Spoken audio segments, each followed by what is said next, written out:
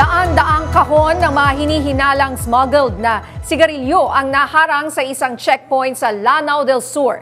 Nabuking ang mga kargamento dahil ang sasakyang nagbibitbit sa mga ito walang plate number. Iyan ang umaarangkadang balita ni FMR Iligan correspondent Jam Nueva. Arestado ang dalawang lalaki sa checkpoint sa Barangay Piksan, Calanugas, Lanao del Sur, Miyerkules ng madaling araw. Ang minamaneho kasi nilang sasakyan, walang plaka.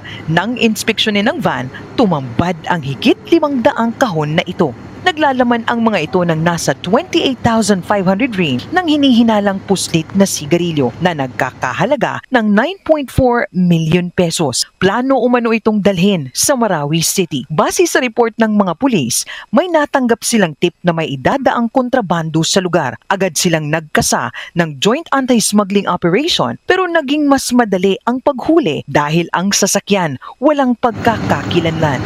Inimbestigahan po natin baka meron silang tinatagong warehouse in between dito sa area natin, doon sa area na kung saan nahuli at saka sa Marawi City. Kinilala ang mga sospek na sina alias Aka, 30 anyos at alias Amad, 34. Kapwa silang residente ng Tugaya, Lanao del Sur. Ito na ang ikalawang anti-smuggling operation ng pulisya sa Lanao del Sur ngayong taon. Samantala, nakakulong na ang mga sospek habang dinala na sa Bureau of Customs sa Iligan City ang mga nakumpiskang puslit na sigarilyo.